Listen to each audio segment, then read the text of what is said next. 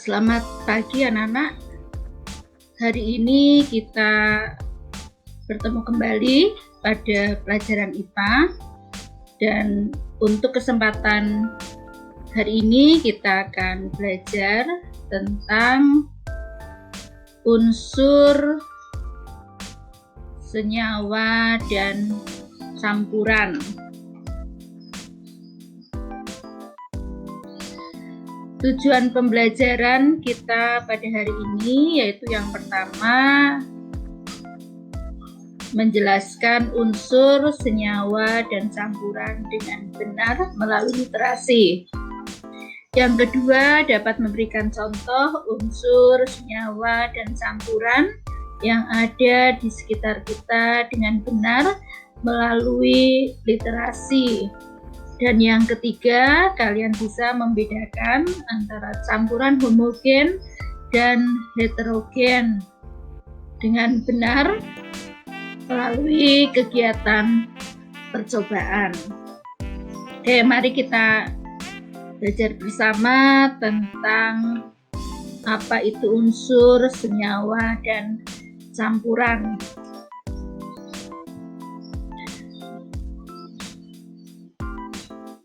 Zat, ya, ketika kalian belajar di fisika, ya, zat itu bisa dibedakan berdasarkan wujudnya. Ya, kalian sudah belajar ada zat berbentuk gas, padat, dan cair. Nah, di sini ya secara kimiawi ya zat itu bisa dibedakan yaitu zat tunggal dan campuran. Zat tunggal itu ada unsur dan ada senyawa, sedangkan campuran nanti kita bisa membedakan ada campuran yang bersifat homogen dan yang bersifat heterogen. Mari kita bahas bersama apa itu unsur dan apa itu senyawa yang merupakan zat tunggal.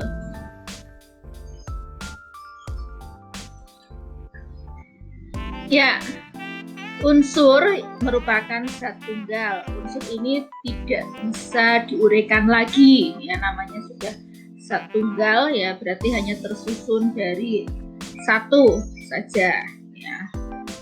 Ini tersusun dari satu atom saja. Unsur ini dibedakan, ada unsur yang benar-benar unsur tunggal, ya. Contohnya ini ada zat sulfur atau belerang, ya, ini disimbolkan dengan S. Kemudian ada karbon, disimbolkan dengan C besar, ya. Kemudian ada aluminium, ada fosfor, ada kalsium, ada kalium, ya, ada natrium, ya. Kemudian ada juga yang dalam bentuk molekul unsur. Jadi di sini ada jumlahnya, ya, misalkan hidrogen 2, ya, oksigen, ya, ini O2, ya. Jadi unsur ini adalah zat tunggal yang sudah tidak bisa diuraikan lagi melalui reaksi kimia biasa. Penulisan unsur ini ada simbolnya. Ya, jadi ada simbol penulisan unsur. Ya, ini misalkan contohnya ada kuprum, ya, nama latinnya kuprum, nama Indonesianya tembaga, lambangnya adalah C besar U kecil. Ya. Kemudian natrium. Natrium itu disimbolkan dengan lambang N besar dan A kecil, ya, N besar A kecil. Kemudian ferum atau besi, ya, ini Fe. Hidrogen H besar. Jadi kalau dilihat di sini bahwa lambang unsur itu, ya, kalau hanya terdiri dari satu huruf itu menggunakan huruf besar. Tapi kalau terdiri dari dua huruf untuk lambangnya itu dituliskan dengan huruf pertama huruf besar dan huruf yang kedua adalah huruf kecil. Ya, ini bisa kita lihat tabel, ya, kalian bisa cari, ya, di internet atau di buku ya, di sini ada lambang-lambang unsur secara periodik. Ya, jadi ini ada yang terdiri dari satu huruf, ditulis dengan huruf besar, ada yang terdiri dari dua huruf, itu ditulis dengan huruf besar yang awal dan huruf kecil. Oke, berikutnya itu adalah unsur ya. Sekarang apa itu senyawa? Ya, senyawa juga merupakan zat tunggal, tapi senyawa ini tersusun dari dua atau lebih dari unsur. Ya, contohnya di sini ada air. Air itu rumus kimianya adalah H2O. H2O itu artinya bahwa tersusun atas dua atom hidrogen dan satu atom oksigen. Ya, kemudian misalkan kita kenal ya, ini ada di rumah ya sebagai bumbu ya, ini ada NaCl ya, garam dapur, itu tersusun atas natrium dan klor ya, satu atom Na dan satu atom klor, jadi NaCl, dan itu adalah garam dapur. Kemudian kita juga mengenal ada karbon dioksida, itu simbolnya atau rumus kimianya adalah CO2, berarti karbon dioksida itu tersusun atas satu atom karbon dan dua atom oksigen ya, itu adalah senyawa ya. Jadi senyawa itu zat tunggal tapi tersusun dari dua atau lebih unsur. Berikutnya ini beberapa sifat senyawa ya, ini nanti ada satu sifat yang membedakan antara senyawa dengan campuran ya. Jadi senyawa sifatnya antara lain adalah terbentuk dari dua unsur atau lebih ya, memiliki sifat yang berbeda dengan unsur-unsur penyusunnya. Jadi kalau sudah menjadi senyawa itu sifatnya beda dengan sifat unsur yang menyusunnya ya. Kemudian dapat diuraikan ya, jadi kalau senyawa itu bisa diuraikan menjadi unsur-unsurnya melalui reaksi kimia. Unsur-unsur penyusunnya memiliki perbandingan yang tetap ya, pembentukannya memerlukan atau melepaskan energi ya. Ini adalah sifat senyawa. Sekarang kita lihat untuk campuran ya. Campuran itu tersusun atas dua zat atau lebih, memiliki sifat seperti zat penyusunnya, tidak memiliki komposisi tetap. Zat penyusunnya dapat dipisahkan secara fisika ya. Jadi ini campuran tersusun atas dua zat atau lebih yang memiliki sifat seperti zat penyusunnya, tidak memiliki komposisi tetap. Zat penyusunnya dapat dipisahkan secara fisika. Jadi campuran bisa diuraikan ya. Jadi kalau tadi unsur tidak bisa diuraikan, nah senyawa bisa diuraikan secara kimia. Nah, kalau campuran bisa diuraikan secara fisika.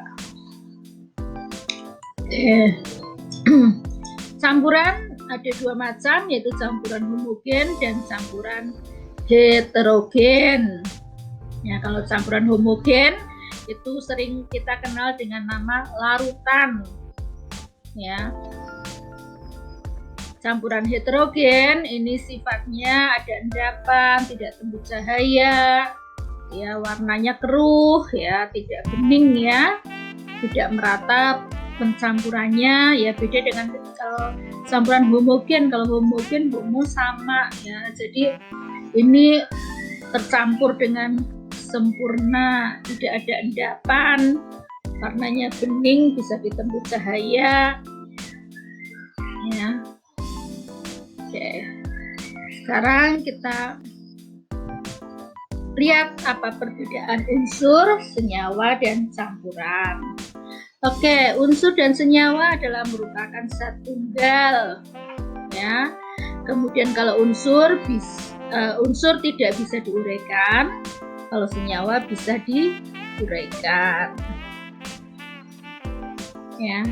Sedangkan kalau campuran ini bukan merupakan zat tunggal, namanya sudah campuran, ya, berarti ada penggabungan dari beberapa zat. Kemudian campuran ini bisa diuraikan secara fisika, ya, perbandingan massa zat penyusunnya tidak tetap. Oke, ya, untuk mengenal campuran lebih dalam lagi, ya, ini di sekitar kita tentunya kalian tahu ya, air sirup, ya. Nanti kalian bisa mencoba ini melakukan kegiatan ini, ya. Ada air sirup, kemudian nanti ada air dan susu putih, air dan kopi. Silahkan kalian buktikan, ya. Kalian lakukan kegiatan ini sehingga kalian nanti bisa membedakan mana yang merupakan campuran homogen dan mana yang merupakan campuran heterogen. Ingat ya, tadi untuk campuran homogen itu sering disebut dengan larutan, ya. Jadi itu zat yang bergabung itu merupakan larutan, jadi merata, ya, merata, tercampur dengan merata. Kemudian kalau tadi cahaya itu bisa menembus cahaya, warnanya bening, tidak ada endapan, ya. Sedangkan kalau yang nanti dilihat campurannya, ya, ternyata tidak bening, ada endapan, tidak dapat ditembus oleh cahaya, berarti itu adalah campuran yang heterogen. Nanti silahkan dilakukan kegiatannya untuk membuktikan mana yang campuran homogen, mana yang merupakan campuran heterogen. Oke, pembelajaran kita sampai di sini. Ya, jadi kita sudah belajar, ya, kesimpulannya kita sudah belajar tentang apa itu unsur. Ya, unsur itu adalah, ya, zat tunggal yang sudah tidak bisa diuraikan lagi. Kemudian apa itu senyawa? Senyawa juga zat tunggal, tapi bisa diuraikan melalui reaksi kimia biasa. Ya, kemudian apa itu campuran?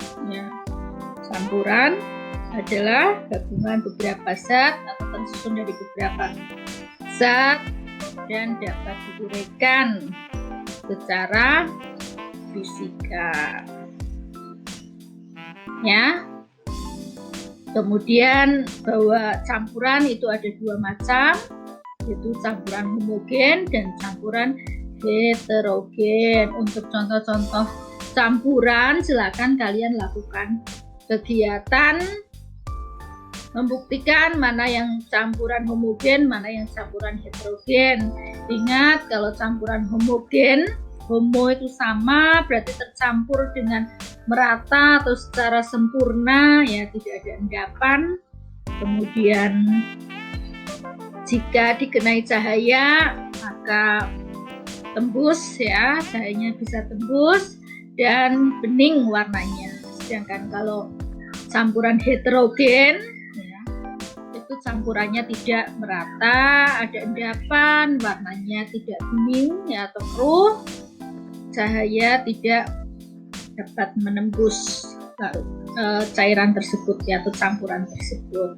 Oke, selamat belajar, selamat mencoba untuk kegiatannya, dan kalian bisa menemukan sendiri mana yang merupakan contoh campuran homogen dan mana yang merupakan contoh campuran heterogen. Terima kasih, sampai berjumpa kembali.